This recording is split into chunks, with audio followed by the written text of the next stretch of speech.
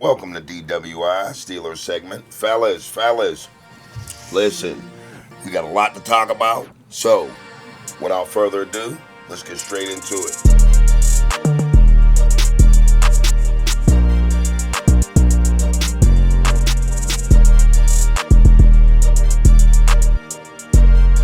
Let me ask you this, Wax. And dude, I'm going to start with you. We don't have George Pickens this season.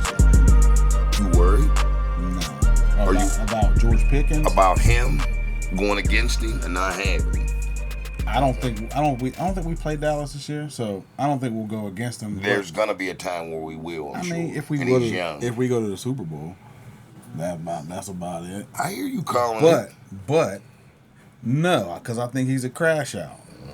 I think he's eternally a crash out. I don't think he has the mental capacity to turn that shit around. I just think he's just that guy. So, But he's talented. Listen, I think he has some of the best hands that I've ever seen. To be honest, like the way he can control his body and I think he has some of the best hands I've ever seen. But I mean, who cares if you're gonna get out there and act stupid and he runs lazy routes?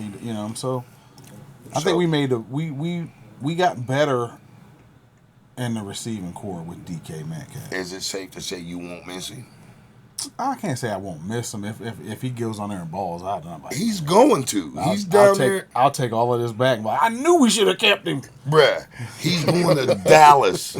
What's not to, like, okay, first of all, it's hot all the time. Yeah, but Dak Prescott ain't shit. He's not, but with a good receiver like that. But Dak Prescott is still Dak have Prescott. another receiver on the other side that might get frustrated because he's not getting the pill. Right. And George is going to be number 2. So he's been number 1 over here the whole time. How's he going to act when he's number 2? And you got Dak throwing shit in the dirt. But here's the thing. He's the type of guy that can become number 2 in an offense until he's number 1 aligned with the other guy that's on the other side.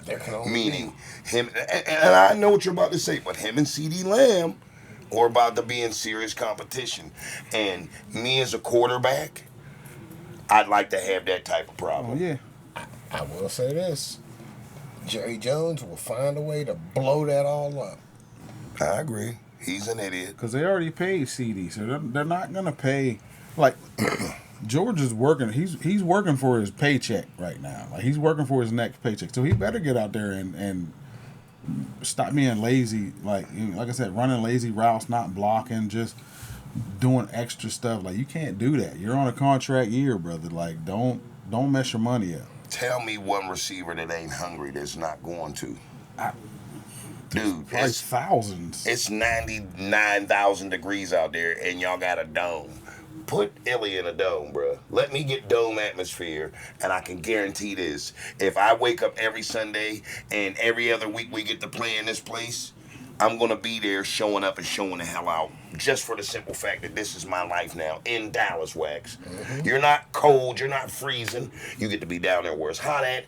Everybody loves you, and you get to be down there in an offense to where you might be able to utilize this towards your advantage. But going into it, you're a small fish in a big pond. I agree, but like I said, I'd rather have those problems as a quarterback.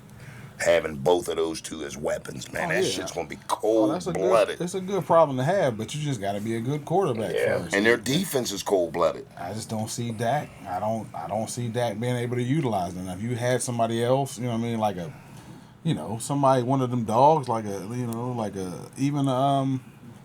Lamar Jackson or Mahomes. old boy at Mahomes Jalen or Allen or whatever. I don't see it from Dak. Like Dak, Right. Dak. You don't got that dog in it. Nah. He's gonna Dak it up. Yeah, he'll Dak it up, and then George Pickens is going to flip out and do something stupid. I was gonna say we kind of have to worry about that with some of the guys we brought in now. That's what I was thinking. It's volatile. Because I'm a Florida State man. Jalen Ramsey's somewhat of a crash out himself. That's a fact. I've seen DK Metcalf take off plays because he was pouting, and you know what I mean. That's a fact. And I'm a little bit worried about I'm worried to see how that's going to all turn out because you have to keep them entertained in order to keep them engaged At all sometimes. times. Right. And that's hard to do when you got however many other players going through their own little thing. Correct. So, you know. It's hard to have an elite team of great players because you're afraid that the next move that you make as a coach or something is going to turn a couple of these guys into prima donnas. It's like you have 22 personalities you have to worry about, and that's only for starters. Correct. You know what I mean? So, not including the backup role players and all of that. Got you. So you have to keep all of that contained and keep everybody happy. Yep. And I hope we can do that. I agree. I just know this, that if we don't get past the first round of the playoffs, see that? Everybody knows what this means. The universal. Mm-hmm. Okay, let me ask you this: has anybody changed that in since Never. the pirate times? Never. So this right here doesn't mean have a nice day. Hey, and you and all you mofos out there, and everybody knows. He said, "Have a means. nice day." Yeah, like you're deaf. Everybody knows what this means, and I'm talking about Tomlin. Dang, Wax. If we do not make the playoffs and get us a couple wins, it's time to let him go. I've been saying this for years now. So you're putting his feet to the fire. Forget the frying pan. You're just taking him, moving the frying pan and just putting his feet in the fire. But every time I do, there's 100,000 people fanning the flames, trying to you know what I mean, save it. Yeah, throwing water on it. I mean, he just got an extension last year, so I doubt he's going anywhere. They also just gave Omar Khan a 3-year extension a couple weeks ago. What do y'all think about Omar Khan getting an extension? If he makes better, I'm sorry, go ahead. No, go ahead. If he makes better moves, I'm all for it because that's the same guy. How long's Omar been there? 2-3 years. 3 years. That's the same guy that's had the eye to be able to pick some of these dominant players out there. So I trust the fact that he knows what he's doing. Right. It's just what the hell he does with it. You dig what I'm saying? It's all right, I'm going to pick these guys, and I know there's a bit of a temper. If you know that, get these guys into, counseling. Have programs set up on not how to be a bitch. Right, teach them how to quilt or something. No, I'm being serious, bro. If you got anger management, have them sit down with an anger management counselor, man. Or just, I like my go ahead, Way. No, I was just going to say, I'm glad that they paid that man because he really was trying to do something different and put it on the field. Right. So you can't blame him for that. It's just we weren't executing to our highest, you know what I mean? Mm-hmm. So pay that man. I'm glad they paid him and let's rock out. Yeah, I like it because he's aggressive. We haven't seen an aggressive GM here in 20 years since Colbert. Even before him, they just never were really aggressive, and he seems like the type that's I'm gonna try to make this team better. But it all depends on what the man in charge, if he can get them to play better. I mean, don't he always preach there's 3 phases to the game? Right. So why not go through all 3 of them? And I like, so far we've had 3 drafts with him. I like his drafts. Mm-hmm. I like all of Omar Khan's drafts. So, I mean, this Broderick one, we'll see. Maybe that first round pick, but I'm expecting a good year out of Broderick. I pray, because if not, bruh, I'm gonna tell you this right now. I'm gonna show up at your house like you did me. Remember that time I told you? Remember that time I told you it was raining outside, man? This dude looked like the Gordon Fisherman. He had a yellow rain jacket on. You making up shit. Bruh, listen, man, I put this on something, like maybe this Pepsi can or this water or something like that in the studio that has value. But Wax, it looked like a yellow, a raincoat. Yes. Yeah. I know what you did last summer. Mm-hmm.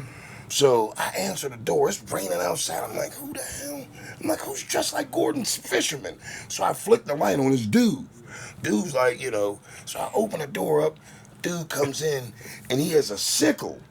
And I'm like, is that what I think it is? He's like, yeah, man, I was cutting grass. I'm like, you just bought a $238 lawnmower. And his grass isn't that, grandiose where he'd even need that. The reason why I went up there, and it wasn't no damn sickle, but well, it looked like a sickle. This man gets hung up on certain running backs, and when they leave, he pouts about them leaving. I was just telling him that Connor was good.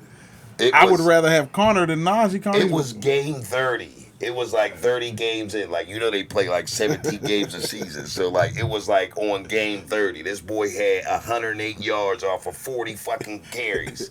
Excuse me. He had 138 yards off of 40 carries. Here you go. And he came up there to tell me, so what do you think about Connor now? And like flexed on me. I was like, why are you doing this? Like that was the craziest, bruh. That's the craziest thing you ever did as a fan, other than the playoff. That's because you get hung up on all these running backs, and then I gotta let you know, like, look. Here's the thing, Uwe. That's why we don't junk. That's why we don't watch games together. None of us. We don't watch regular season games as a whole in a bar setting, chips, peanuts, everything, wings everywhere, because we're all superstitious. He got to watch his at his spot. He got to watch his at his spot. And I watch mine's on the phone. I got it on the screen, but I got to watch it on the phone from time to time in the bathroom. It's my headquarters. Not to mention, we have a halftime where we consult with each other on how production is going as far as the Steelers. It's like a conference call. Yeah. Like sometimes we even do it like in the first, second, third, and the fourth quarter. Depending on what's going on. Right. So, this one time, and this kind of all stems back on this guy, the D part of the DWI fraction, if you will. So he comes down the crib, and he got to go to the bathroom. And we're playing. This is the Super Bowl. No, this is the playoffs. This is this is like the second. This is when we was actually nice. We were playing Denver, wasn't it? It was Denver. Yeah. It was when Tebow was kneeling down and shit, like after he'd do something fantastic. Like, that was his way of showing off. That was Tebow's way of being like, what up now? What? Like, that was his floss. So he has to go to the bathroom, and I'm like, all right, bro, just chill for about 5 to 10 seconds, because they're getting ready to call this play. So he's up here pouting like a damn baby. I gotta go pee. I'm like, all right, man, go pee, man.